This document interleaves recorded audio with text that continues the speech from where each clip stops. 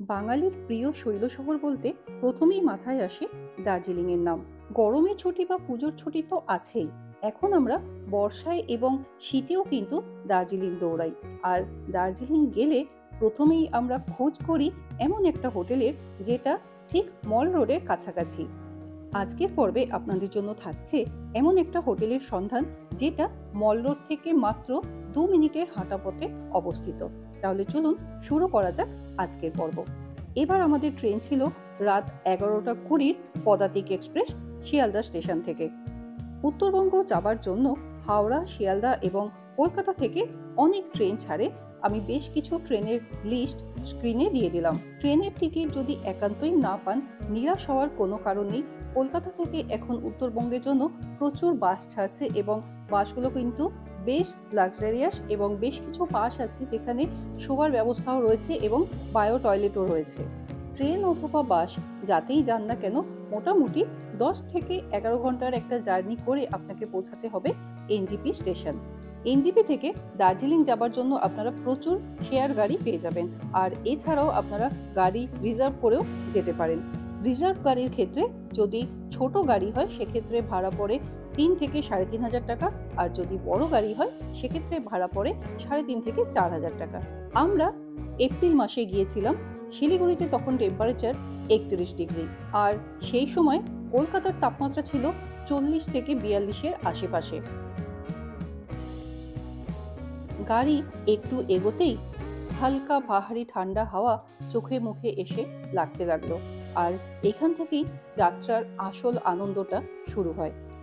সামনে পাহাড়ের হাতছানি, দুপাশে সবুজ চা বাগান, হালকা একটা শীতলতা, আর তার সাথে এইরকম কালো পিচ মোড়া রাস্তা।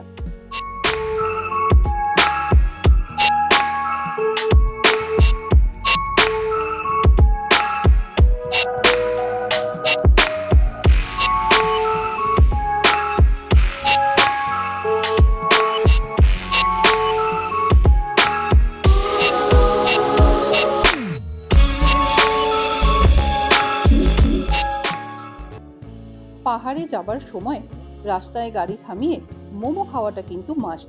এটাই কিন্তু ব্রেকফাস্ট, অন্য কিছু চলবে না। এনজিপি থেকে দার্জিলিং যাবার জন্য দুটো রাস্তা আছে, একটা রোহিণী রোড হয়ে কার্শিয়াং এর দিক দিয়ে, আর একটা হচ্ছে মিরিকের দিক দিয়ে।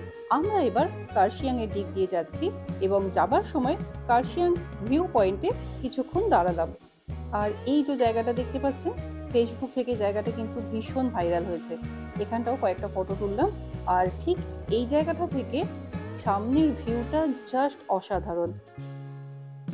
আরও বেশ কিছুক্ষণ সময় এখানে কাটাবার ইচ্ছা ছিল, জায়গাটা এতটাই সুন্দর, কিন্তু তখনই খুব জোর মেঘ করে বৃষ্টি শুরু হলো।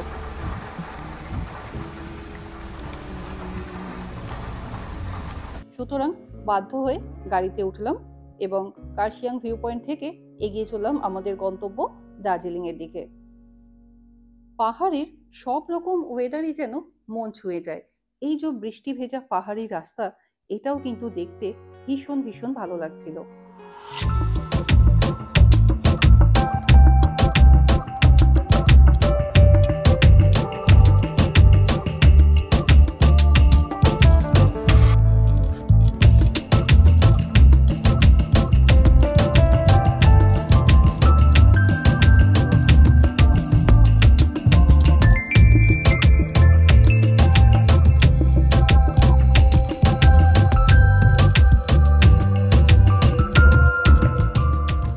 এরপর একে একে ঘুম স্টেশন, দার্জিলিং স্টেশন পার করে আমরা পৌঁছালাম আমাদের গন্তব্যের একেবারে কাছাকাছি। এই যে ডান দিকে উঠে গেছে মল রোড, আর এই সোজা মল রোডের পাশ দিয়ে যে রাস্তা চলে গেছে, এদিক দিয়ে গেলেই কিন্তু আমাদের হোটেল। এই রাস্তায় গেলে বাঁ দিকে পড়বে চাণক্য হোটেল এবং তারপর রয়েছে হোটেল মহাকাল, আর এখান থেকে আরও 1 মিনিট মতো এগিয়ে গেলেই পড়বে আমাদের এবারের হোটেল, হোটেল শিবম এনএক্স। এই দিকের হোটেলগুলোয় থাকার একটা সুবিধা হলো একদম হোটেলের গেট পর্যন্ত গাড়ি চলে আসে, আপনাকে একটুও রাস্তা কিন্তু পায়ে হাঁটতে হবে না বা লাগেজ ক্যারি করতে হবে না। এই হচ্ছে হোটেল শিবম এনএক্স এর এন্ট্রান্স। চলুন আগে আপনাদের একটু আমাদের রুমটা দেখিয়ে দিই, যে রুমে আমরা ছিলাম রুম নাম্বার 111 আর এই হচ্ছে রুম। ঢুকেই এদিকে রয়েছে বড় একটা আয়না, এদিকে টি কিট, জলের বোতল, কাপ এসব কিছু দেওয়া রয়েছে। ওদিকে টিভি রয়েছে, পাশে একটা টেবিলও রয়েছে সামনেটায়। এদিকে বসার অ্যারেঞ্জমেন্ট করা রয়েছে, দুটো চেয়ার রয়েছে, একটা ছোট টেবিল রয়েছে। বেশ সুন্দর সাজানো গোছানো রুম। এই দিকে রয়েছে বেড, বেডটা দেখিয়ে দিচ্ছি। ডাবল বেড, কিন্তু 3 জন থাকতে পারে, আমরা 3 জন ছিলাম। খুব সুন্দর করে বেডটা সাজানো, বেডের চারদিকটা উডেন ফিনিশ। এইদিকে একটা বেশ বড় ওয়ার্ড্রব রয়েছে। রুমটা কিন্তু বেশ স্পেশিয়াস। দার্জিলিংয়ের বেশ কিছু হোটেল আছে একদম ছোট্ট ছোট্ট ঘুপচি মতো রুম, সেরকম কিন্তু একদমই নয়। আর বেস্ট পার্টটা হচ্ছে এই যে রুমের লাগোয়া একটা ব্যালকনি, এখান থেকে পুরো দার্জিলিং শহরের একটা দারুণ প্যানোরামিক ভিউ পাওয়া যায়। ওয়েদার ক্লিয়ার থাকলে এখান থেকে পাবেন কাঞ্চনজঙ্ঘার ভিউও। মেঘলা ওয়েদারের কারণে আমরা সেই ভিউটা পাইনি। আচ্ছা, এবার চট করে একটু ওয়াশরুমটা দেখিয়ে দিই। এই হচ্ছে ওয়াশরুম, বেসিন রয়েছে, ওদিকে গিজার, কোমোড সবকিছুই রয়েছে, আয়না রয়েছে। বেশ পরিষ্কার পরিচ্ছন্ন আর বড় ওয়াশরুম, একদম ছোট্ট কিন্তু নয়।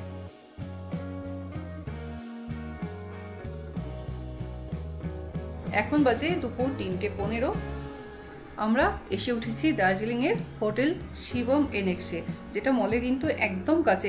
আমরা এসেছি রোহিণী রোড হয়ে, কারণ সেবক রোডে মেরামতির কাজ চলছে, মাঝে মাঝেই কিন্তু রাস্তা বন্ধ করে দিচ্ছে, 1 ঘন্টা পরে পরে গাড়ি ছাড়ছে, সেই জন্য ওদিকটা ভীষণ জ্যাম। সেই কারণে আমরা রোহিণী রোড ধরে এলাম। রোহিণী রোডেও কিন্তু আমরা সোনাদার 3-4 কিলোমিটার আগে প্রায় 1 ঘন্টা জ্যাম পেয়েছি, যার জন্য পৌঁছাতে এত দেরি হয়ে গেল। আর মাঝে রাস্তায় 2-1 জায়গায় দাঁড়িয়েছিলাম। আর ওই যে দেখালাম সেই কার্শিয়াং ভিউ পয়েন্টটা, যেটা ভীষণ ভাইরাল হয়েছে, সেই জায়গাটাও বেশ কিছুক্ষণ দাঁড়ালাম।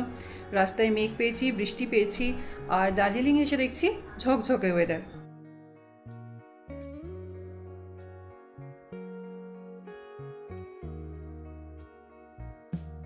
এই হোটেল শিবম এনেক্সে রুমের অ্যারেঞ্জমেন্ট দুদিকে করা। উঠেই ডান দিকে চলে গেলে আপনারা এরকম রুম পাবেন। এদিকে 4টে রুম রয়েছে, আর ঠিক এর উল্টো দিকে ওই যে দরজাটা দেখতে পাচ্ছেন, এদিকটায় আমরা রয়েছি। এখান দিয়ে ঢুকে গেলে এদিকেও 4টে রুম রয়েছে। 2টো ফ্লোর মিলিয়ে এনাদের প্রায় 8টা বা 9টা রুম রয়েছে। তবে সবসময় কিন্তু এখানে গেস্ট থাকে, তাই বাকি রুম আপনাদের দেখাতে পারলাম না।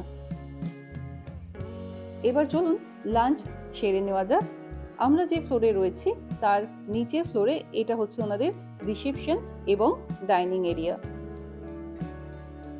রিসেপশন এরিয়াটাও কিন্তু বেশ বড়, একসাথে অনেকজন বসে এখানে খাওয়া দাওয়া করতে পারেন। চলুন দেখা যাক লাঞ্চের মেনু কি আছে।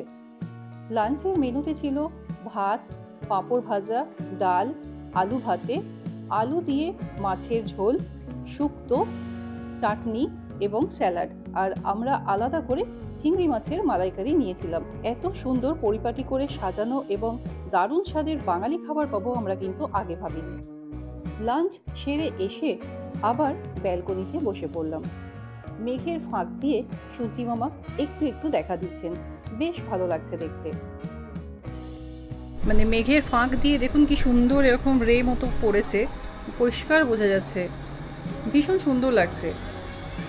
আর এই চারদিক দিয়ে এদিকেও পুরো দার্জিলিং শহর।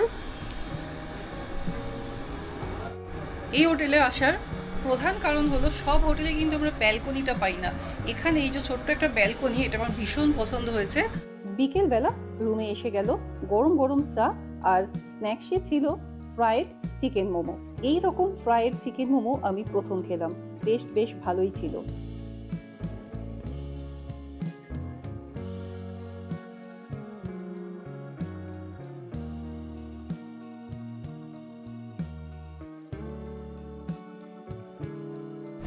এখন বাজে 6:20। আমরা মলের উদ্দেশ্যে হাঁটা দিয়েছি, দেখি কতক্ষণ লাগে। এদিকে হচ্ছে হোটেল মহাকাল, আর ঠিক তার পাশেই ওদিকে হচ্ছে হোটেল চাণক্য। এই চাণক্য হোটেলেও আমরা ছিলাম, আর ঠিক চাণক্যর উল্টো দিকে রয়েছে ক্যাভেন্টার্স, আর এইদিকে হচ্ছে হোটেল শিবম। এই যে ঠিক এভেন্টাসের নিচে, আর এখান দিয়েও যে রাস্তাটা মাটিকে টান নিয়েছে।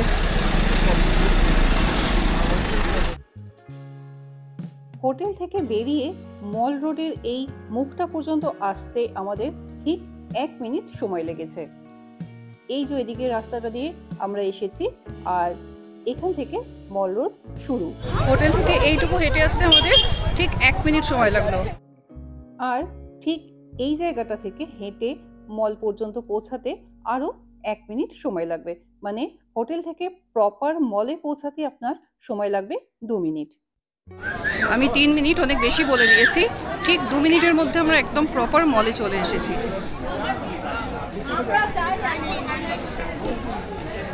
সন্ধেবেলা দার্জিলিং মলে বসে সময় কাটাতে বেশ ভালো লাগে। তবে মল মার্কেটের দোকানপাটগুলো এখন এদিকে বসে না বলে মলটা একটু ফাঁকা থাকে। ওই দোকানগুলো এখন বসছে ভানু ভবনের সামনে। মলে বেশ কিছুক্ষণ সময় কাটিয়ে মলের ঠিক পাশ দিয়ে রাস্তা চলে গেছে মল মার্কেটের দিকে।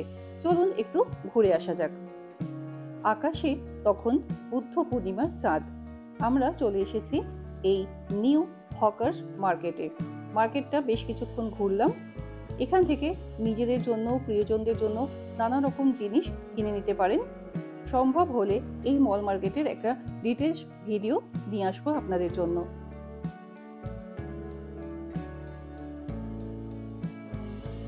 বেশ অনেকটা সময় মলে কাটিয়ে এবার আমরা ফিরে চললাম হোটেলের দিকে। ওই যে আমাদের হোটেলের বোর্ড দেখতে পাওয়া যাচ্ছে, আর এই যে হচ্ছে হোটেল মহাকাল। এখানে কিন্তু ভীষণ ভীষণ সুস্বাদু বাঙালি খাবার পাওয়া যায়। সন্ধ্যের পর কিন্তু এখানে ভীষণ লাইন পড়ে খাবারের জন্য। যাই হোক, আমরা এবার আমাদের হোটেলে ফিরবো। একটা বড় বিল্ডিং এর অনেকগুলো ফ্লোর জুড়ে এখানে রয়েছে হোটেল, স্পা এবং কিছু লোকাল অফিসও রয়েছে। এবার আপনাদের বলি, গ্রাউন্ড ফ্লোর এবং ফার্স্ট ফ্লোরে কিন্তু কিছু নেই। সেকেন্ড ফ্লোরে রিসেপশন এবং ডাইনিং এরিয়া এবং থার্ড ফ্লোরে রয়েছে রুম। এখানে কিন্তু লিফটের ব্যবস্থা নেই, তাই থার্ড ফ্লোর পর্যন্ত আপনাকে হেঁটেই উঠতে হবে। তবে ছোট ছোট সিঁড়ি, উঠতে খুব একটা অসুবিধা হয় না। একান্তই যদি পায়ের প্রবলেম না থাকে তাহলে কিন্তু এই কটা সিঁড়ি ওঠাই যায়। রুমে ফিরে সোজা চলে এলাম ব্যালকনিতে, এবং ব্যালকনি থেকে সন্ধেবেলার এই অসাধারণ দার্জিলিং শহরের রূপ। যদিও একটু মেঘলা হয়ে গেছে, তাই বেশি দূরের আলোগুলো দেখা যাচ্ছে না। সামনাসামনি বেশ কিছু আলো চোখে পড়ছে। আচ্ছা, এবার একটু ডিনারের মেনুটা দেখিয়ে দিই। ডিনারে ছিল চিকেন কষা, এদিকে ছিল সিমুইয়ের পায়েস, বেগুন ভাজা, আলু পটলের একটা তরকারি ছিল, ওদিকে আছে ডাল, ভাত, পাঁপড় ভাজা, স্যালাড রয়েছে, আর এছাড়া রুটিরও অপশন রয়েছে। আমরা রুটি নিয়েছিলাম। ডিনার সেরে আবারও কিছুটা সময় ব্যালকনিতে কাটিয়ে চলে গেলাম ঘুমের দেশে।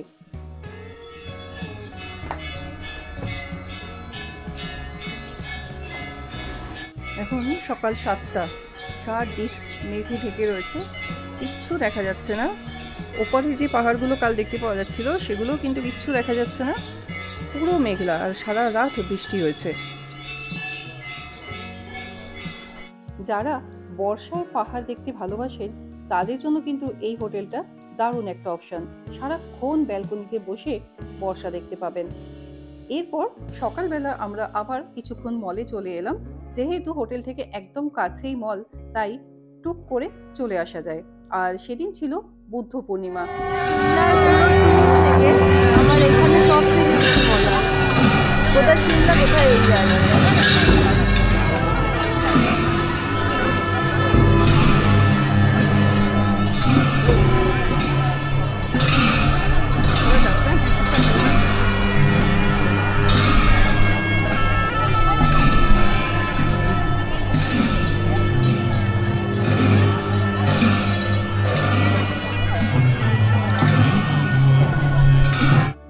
আমরা যেভাবে বুদ্ধ পূর্ণিমা উদযাপন করি, এনাদের প্রসেস কিন্তু একেবারেই আলাদা। ভীষণ ভীষণ ভালো লাগছিল দেখতে। অনেকটা সময় আমরা মলে কাটালাম। বাচ্চা বড় সবাই ট্র্যাডিশনাল ড্রেস পরে বুদ্ধদেবের মূর্তি কাঁধে বসিয়ে ছাতা মাথায় দিয়ে খুব সুন্দর করে বড় বড় শিঙা বাজিয়ে মলে নিয়ে আসছেন একের পর এক। এরকম অনেকগুলো গ্রুপ এসেছিল, দেখতে খুব ভালো লাগছিল।